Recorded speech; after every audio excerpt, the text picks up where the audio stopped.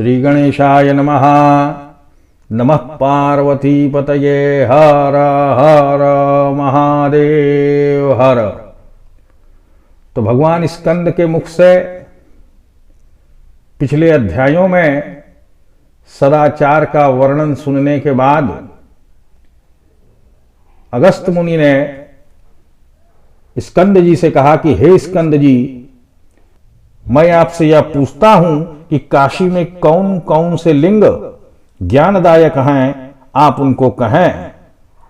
हे षडानन, मुझे बिना काशी के अन्य कहीं न तो सुख है और न प्रीति ही है। मैं तो केवल काशी, इन्हीं दो अक्षर रूप अमृत को पीता रहता हूं। बिना काशी के न तो मैं सोता हूं, न जागता हूं, न कुछ खाता हूं और न जलपान ही करता हूं। मेरी दशा तो चित्रपुत्रक कठपुतरी ऐसी हो रही है। बिना काशी न मे प्रीति, बिना काशी न मे रति, चित्रपुत्र कवचास्मि, बिना काशीम षडानना। तो अगस्त ऋषि का यह कथित वचन सुनकर स्कंद जी ने अविमुक्त क्षेत्र काशी की महिमा को वर्णन करना प्रारंभ किया।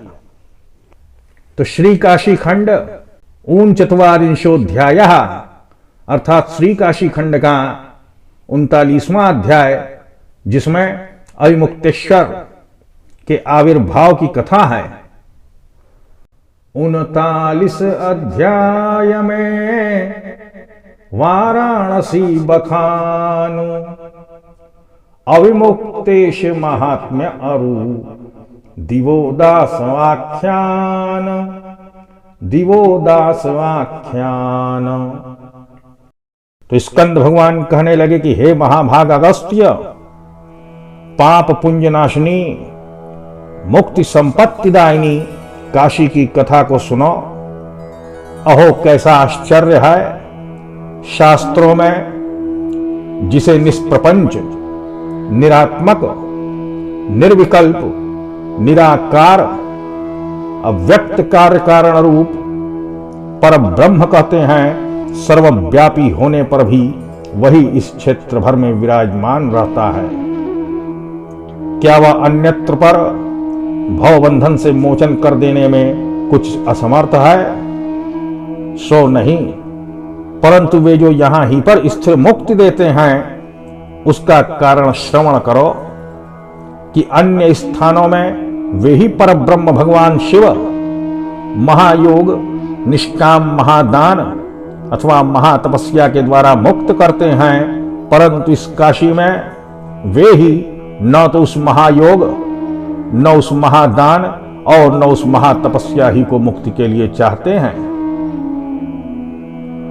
बहुत बड़े उत्पात के उपस्थित होने पर भी जो काशी को न छोड़े वही महायोग है यहां पर, और सब तो उपयोग है। नियम पूर्वक सुंदर मन से विश्वनाथ के ऊपर पत्र, पुष्प, फल, जल जो कुछ चढ़ा दिया जावे वही यहां का महादान कहा गया है। पवित्र गंगा जल में स्नान करके मुक्ति मंडप में जो क्षण भर स्थिरता से बैठ जाता है, यहां पर वही महातपस्या है। काशी क्षेत्र में जो सत्कार पूर्वक एक भिक्षुक को भिक्षा दी जाती है, इसकी 16वीं कला को भी तुला दान नहीं प्राप्त कर सकता, तुला पुरुष दान नहीं प्राप्त कर सकता। हृदय में विश्वेश्वर को ध्यान कर जो क्षणमात्र भगवान के दक्षिण भाग में नेत्र निमीलन किया जाता है, यही सर्वोत्तम महायोग है। भूख प्यास, क्षुधा पिपासा को कुछ भी न मानकर और इंद्रियों की चंचलता को रोककर जो काशी में रह जावे, यही बड़ी घोर तपस्या है। तो अन्य स्थानों में प्रति महीने चांद्रायण व्रत करने से जो फल प्राप्त होता है, यहां पर वही फल केवल चतुर्दशी तिथि में नक्त भोजन से प्राप्त हो जाता है, अर्थात एक समय आहार और एक समय व्रत।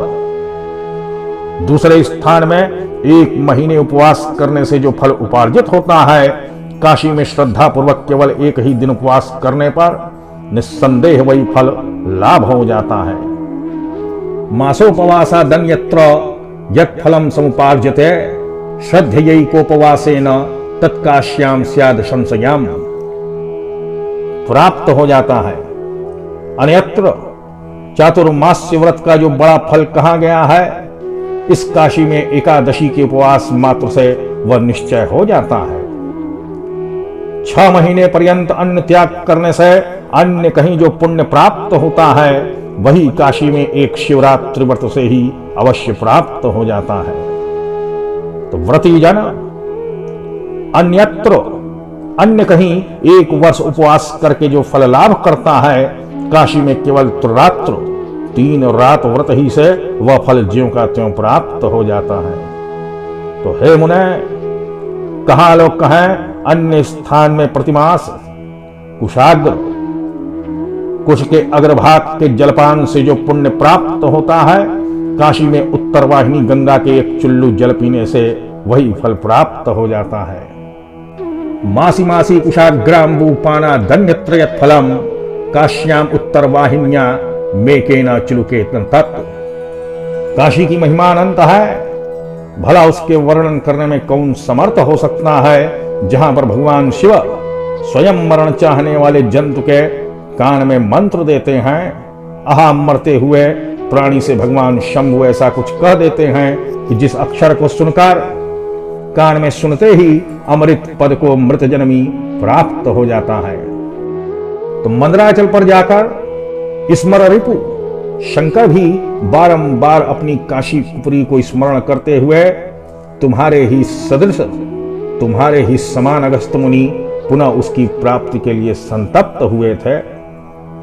जिस प्रकार काशी को छोड़कर तुम संतप्त हुए हो, उसी प्रकार मंदराचल पर जाकर शंकर भी बारंबार अपनी काशीपुरी को स्मरण करते हुए तुम्हारे ही समान पुनः उसकी प्राप्ति के लिए संतप्त हुए थे। तो अगस्त्य जी ने कहा कि स्वामिन, भला मुझसे तो स्वकार्य साधक अति कठिन देवताओं ने काशी छुड़वा दी, परंतु परम समर्थ शिव ने उसे क्यों त्याग किया? क्या पिनाकधारी महादेव भी मेरे ही समान पराधीन थे? नहीं तो उन्होंने मुक्ति मणिराशि काशी को कैसे छोड़ दिया? तो स्कंद भगवान बोले कि हे मित्रा वरुण तनय मुने, देवताओं के प्रार्थना करने से जैसे तुमने परोपकार के लिए काशी का त्याग किया, वैसे ही निज रक्षण चतुरानन ब्रह्मा की प्रार्थना से भगवान महादेव ने भी कुछ दिन के लिए काशी छोड़ दी थी। इस कथा को कहता हूं, सुनो। तो अगस्त्य ने पूछा कि हे षडानन, ब्रह्मा ने दया सागर भगवान रुद्र से किस निमित्त प्रार्थना की थी, वह मुझसे कहिए। तो स्कंद ने कहा कि विप्रवर व्यतीत पाद्म कल्प के स्वयंभू मनवंतर में 60 वर्ष की सर्वलोक भयंकरी बड़ी भारी अनावृष्टि हुई थी। उसके द्वारा समस्त प्राणीगण परम पीड़ित हो गए। उस काल में कोई तो समुद्र के तीर पर, कोई पहाड़ों की गुफाओं में, कोई लोग बहुत नीचे जलप्राय देशों में जाकर मुनिवृत्ति से दिन काटने लगे और समस्त भूमि ग्राम और नगर से शून्य होकर वन बन गई थी। संपूर्ण नगर और पुरों में मांस भोजन करने वाले गण ही फैल गए और पृथ्वी मंडल में सर्वत्र केवल आकाश स्पर्शी वृक्ष ही रह गए। इधर उधर से बड़े बड़े लुटेरों आकर डाकुओं ही को लूटने लगे। प्राण रक्षा के लिए प्राणी लोग मांस भोजन ही से जीवन धारण करते थे। उस बेला समस्त अराजक लोक में बड़े अनिष्ट की सूचना होने पर सृष्टिकर्ता ब्रह्मा की सृष्टि का प्रयत्न व्यर्थ होने लगा। तब तो जगत योनि अर्थात ब्रह्मा प्रजाओं का क्षय देखकर बड़ी चिंता करने लगे कि इन प्रजागण के क्षय हो जाने से समस्त यज्ञादि क्रियाएं भी लुप्त हो गईं और उन क्रियाओं के नष्ट हो जाने से समस्त यज्ञ भोजी देवता भी क्षीण हो चले। तो सृष्टिकर्ता यही सोच विचार कर रहे थे और इसी अवसर में उन्होंने राजर्षि सत्तम वीर छात्र धर्म की नायुदित मनवंश में उत्पन्न परपुरंजय विख्यात राजा रिपुंजय को अविमुक्त महाक्षेत्र में निश्चलेंद्रिय होकर तपस्या करते देखा।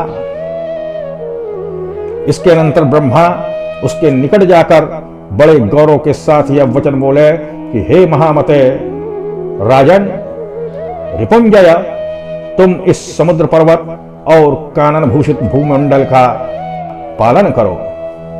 हे भूपाल नागराज वासुकी, तुमको शील भूषण संपन्ना अनंग मोहिनी नाम की नाग कन्या भार्यार्थ देवेंगे, अर्थात पत्नी के रूप में देवेंगे। हे महाराज, स्वर्ग के देवता लोग भी तुम्हारे प्रजा पालन से संतुष्ट होकर प्रतिक्षण रत्न और पुष्पादिक देते रहेंगे। इसी कारण से तुम्हारा दिवोदास नाम प्रसिद्ध होगा। हे नरपाल, मेरे स्वभाव से तुमको दिव्य सामर्थ्य होगा। तदंतर उस राजसप्तम ने ब्रह्मदेव का वचन सुनकर उनकी बड़ी स्तुति करके यह वाक्य कहा, हे महाविज्ञ पितामह, इस जरा किरणमयी तल में क्या और दूसरे राजा लोग नहीं हैं? फिर आप मुझसे ही क्यों ऐसा कहते हैं? तो ब्रह्मा ने कहा कि राजन, तुम्हारे राज्य करने से देव बरसेगा और जो पापनिष्ठ राजा होगा तो फिर कदापि वृष्टि नहीं होगी, वर्षा नहीं होगी। तो राजा फिर कहने लगा कि हे त्रैलोक्य सर्जन समर्थ महामान्य पितामह, यह आपका महान अनुग्रह है, अतएव आपकी आज्ञा सिरमाथों पर धारण करता हूं।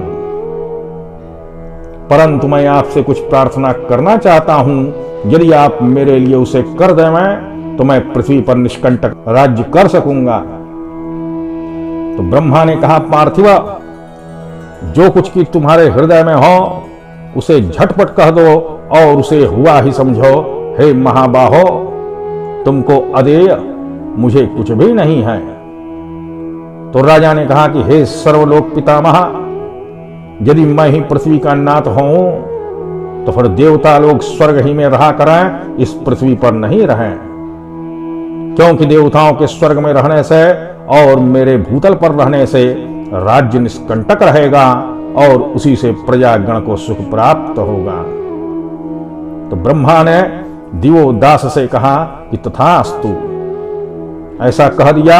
तब उस नरेश्वर ने डंका बजाकर यह घोषणा मुनादी कर दी कि देवता लोग स्वर्ग में चले जाएं, मेरे राज्य शासन काल में देवगण स्वर्ग ही में रहें और नागगण यहां ना आए और आज से मनुष्य लोग स्वस्थ होकर रहें। इसके अनंतर ब्रह्मा ने विश्वेश्वर को प्रणाम कर जो ही यह निवेदन करना चाहते थे, त्यों ही भगवान ने ब्रह्मा से कहा कि आओ जी लोकनाथ, मंदर नामक एक पर्वत कुशद्वीप से आकर यहां पर घोर तर तपस्या कर रहा है।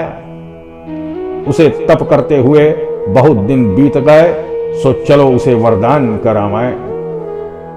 ऐसा कहकर पार्वतीनाथ ने नंदी और भृंगी को आगे करके वृषभ पर चढ़कर मंदराचल जहां तपस्या कर रहा था वहां पर गमन किया और वहां पहुंचने पर देवादिदेव वृषभध्वज ने प्रसन्न चित्त से कहा कि हे पर्वत श्रेष्ठ, उठो उठो, तुम्हारा कल्याण हो, वर मांगो।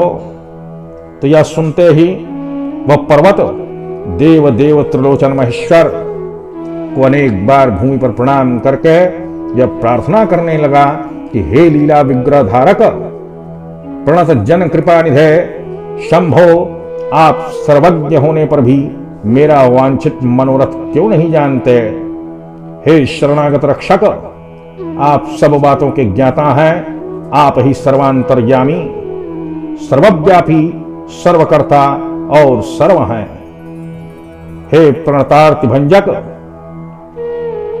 यदि आप स्वभाव कठिन प्रस्तर देही अतिशोचनीय मुझ याचक को वर देना चाहते हैं तो मैं अविमुक्त क्षेत्र के समान होने की अभिलाषा करता हूं। मैं काशी के समान होने की अभिलाषा करता हूं। हे नाथ, कुशद्वीप में मेरे मस्तक के ऊपर पार्वती और परिवार के सहित आप आज से निवास कराएं, यही वर मैं आपसे चाहता हूं। तो यह सुनकर सब किसी के सर्वाभीष्ट दाता भगवान शंभु जो ही कुछ विचार करने लगे, त्यों ही अवसर जानकर ब्रह्मा ने अग्रसर होकर प्रणाम पूर्वक माथे पर दोनों हाथों को जोड़कर यह निवेदन किया। तो ब्रह्मा ने कहा कि हे त्रिलोकीनाथ, विभो विश्वेश्वर, आप ही ने प्रसन्न होकर मुझे चतुर्विध सृष्टि करने पर नियुक्त किया है। मैंने भी आपकी आज्ञा के अनुसार प्रयत्न पूर्वक उस सृष्टि कार्य को संपादन किया, परंतु भूलोक में 60 वर्ष से वहां वर्षा नहीं हुई, तो 60 वर्ष के अवर्षण से समस्त प्रजागण नष्ट हो गए हैं। बड़ी भारी अराजकता फैल गई, समग्र संसार घोर दुख में डूबने लगा। यह देखकर मैंने मनुवंश में उत्पन्न राजर्षि प्रवर रिपुंजय नामक नराधिपति को प्रजा पालन करने के लिए राज्याभिषेक कर दिया। परंतु उस परम तपस्वी महावीर ने मुझसे यह प्रतिज्ञा करा ली है कि यदि आपकी आज्ञा से देवगण स्वर्ग में और नागगण पाताल में रहा करें, तब तो मैं राज्य करूं, नहीं तो नहीं। मैंने उससे तथास्तु कह दिया। अब उस बात का निर्वाह होना चाहिए। अतएव हे कृपा निधान, मंदराचल को इस प्रकार का वरदान दीजिए जिसमें वह राजा प्रजाओं का पालन करे और इसका मनोरथ सिद्ध होवे। विचार कर देखिए, मेरी 2 ही घड़ी भर तो इंद्र का और उसका भी राज्य रहेगा। मेरे आधे ही निमेष मात्र में आंख मूंद लेने वाले मरने वाले लोगों की यहां कौन गिनती है। यह सुनकर भगवान हर ने ब्रह्मा के गौरव की रक्षा करते हुए और सुंदर कंदराओं से शोभित मंदराचल को भी निर्मल समझकर उसकी प्रार्थना स्वीकार कर ली। तो इस जम्बू द्वीप में जैसे काशी सर्वदा मोक्षदायिनी है, उसी प्रकार से कुशद्वीप में मंदराचल भी बहुत दिनों तक मोक्षदाता बन गया था।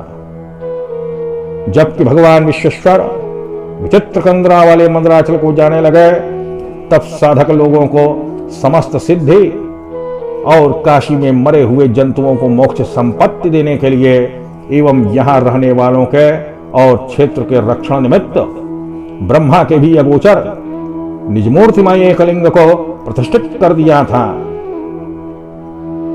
सुतरा पिनाक पाणी ने मंदराचल के ऊपर चले जाने पर भी इस क्षेत्र को नहीं छोड़ा, वरन लिंग रूप से बने ही रहे। इसी से इसका नाम अविमुक्त पड़ा है। मंदराद्रि गतेनापि क्षेत्रम नैतत्पिताकिना विमुक्त लिंग रूपेण अविमुक्त मतस्मृतम पुरा नंदवनम नाम क्षेत्र में तत्प्रकीर्तितम अविमुक्तम तदारम्य नामास्य प्रतितम भुवि नावाम्युक्तमभुव दुभयो क्षेत्रलिंगयोः एतद्वयं समासाद्य न भूयो गर्भभाग भवेत्। अविमुक्तेश्वरं लिंगम दृष्ट्वा क्षेत्रे मुक्तके विमुक्त एव भवति सर्वस्मात् कर्म बंधनात्। पूर्व काल में इस क्षेत्र का नाम आनंदवन था, परंतु तभी से इसका अविमुक्त नाम भूतल में विख्यात हुआ। इसी प्रकार से इस क्षेत्र और लिंग दोनों का नाम अविमुक्त ही पड़ गया। इन दोनों ही को प्राप्त करके मनुष्य फिर कभी गर्भभागी नहीं होता, अर्थात गर्भ में कभी नहीं पड़ता। जो कोई अविमुक्त क्षेत्र में अविमुक्तेश्वर लिंग का दर्शन करता है, वह समस्त कर्म बंधन से विमुक्त हो जाता है। इस विश्व में सभी लोग विश्वेश्वर की पूजा करते हैं, परंतु वही विश्वकर्ता विश्वेश्वर मुक्तिदायक अविमुक्तेश्वर लिंग का पूजन करते हैं। तो पूर्व काल में किसी ने भी कहीं पर किसी का लिंग स्थापन नहीं किया था, और न तो कोई यहां जानता था कि लिंग का आकार ही कैसा होता है।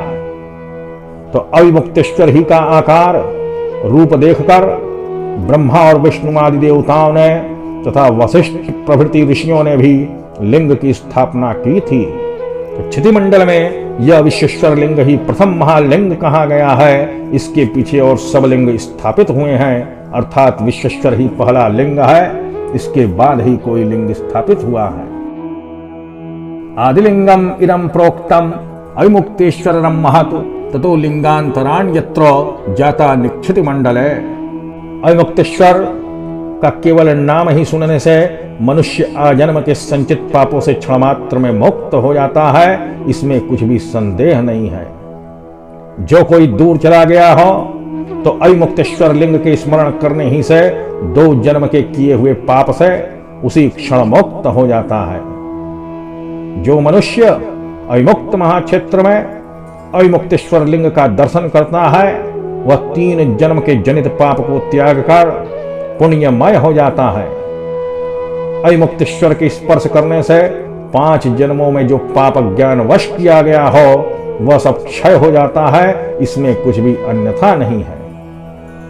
इस लोक में जो नर अविमुक्तेश्वर महालिंग की पूजा करता है वही कृतकृत्य है, क्योंकि उसे फिर कभी जन्म नहीं लेना पड़ता। जो कोई यथाशक्ति यथा बुद्धि काशी में अविमुक्तेश्वर की स्तुति प्रणति और पूजा करता है, वह सर्वत्र ही स्तुत वंदित और पूजित होता है। अनादि मदिदं लिंगम स्वयं विश्वेश्वरार्चितम काश्याम प्रयत्नतः सेव्य वैमुक्तम विमुक्तये। सन्ति लिंगान्यनेकानि पुण्येष्वावायतनेषु च आयान्ति तानि लिंगानि माघीं प्राप्य चतुर्दशीम्। स्वयं विश्वेश्वर का पूजित यह अनादि सिद्ध अविमुक्तेश्वर लिंग अविमुक्त क्षेत्र में मुक्ति के लिए प्रयत्न पूर्वक सेवनीय है। कितने ही पवित्र तीर्थ स्थानों में कितने ही लिंग हैं, सो वे सब लिंग माघ मास की कृष्ण चतुर्दशी को इस अविमुक्तेश्वर लिंग के पास चले आते हैं। जो कोई इस अविमुक्तेश्वर के समीप माघ कृष्ण चतुर्दशी की रात्रि शिवरात्रि में जागरण करता है, वह सदा जागरूक योगीजन की गति का भागी होता है। नाना तीर्थों के लिंगगण चतुर्वर्ग फलदायक होने पर भी माघ कृष्ण चतुर्दशी को अविमुक्तेश्वर की उपासना करते हैं। जो धीर पुरुष अविमुक्तेश्वर की दृढ़ भक्ति रूप वज्र को धारण किए होगा तो भला वह संचित पाप रूपी पर्वत से क्यों डरेगा। चतुर्वर्ग फल देने के लिए उदय प्राप्त अविमुक्तेश्वर महालिंग कहां और नाम लेते ही क्षय हो जाने वाला छोटा सा पापियों का पाप पहाड़ कहां। अविमुक्त महाक्षेत्रे विश्वेश समधिष्ठिते येन दुष्टम विमूढ़ास्ते अविमुक्तम लिंगमुत्तमम्। विश्वेश्वर के पीठस्थान इस अविमुक्त महाक्षेत्र में जिन लोगों ने परमोत्तम अविमुक्तेश्वर लिंग का दर्शन नहीं किया वे सब बड़े ही मोहांध हैं। अविमुक्तेश्वर के दर्शक जन को देखकर दंडधर यमराज दूर ही से दोनों हाथ जोड़कर प्रणाम करते हैं। जिसने अविमुक्तेश्वर का दर्शन और स्पर्शन किया उसका यह नेत्र निर्माण धन्य है, जिससे उसने देखा और वे दोनों हस्त भी कृतार्थ हो गए जिनसे उसने स्पर्श किया है। जो कोई पवित्र होकर नियम पूर्वक तीनों संध्या काल में अविमुक्तेश्वर को जपाए, वह दूर देश में मृत्यु प्राप्त होने पर भी काशी ही में मरने का फल प्राप्त करता है। जो मनुष्य अविमुक्तेश्वर महालिंग का दर्शन करके कहीं दूसरे ग्राम स्थान में जावे तो शीघ्र ही कार्य सिद्धि को पाकर सकुशल अपने घर लौट आवे। इस प्रकार से काशी के प्रधान अविमुक्तेश्वर लिंग का वर्णन इस 39वें अध्याय में किया गया है।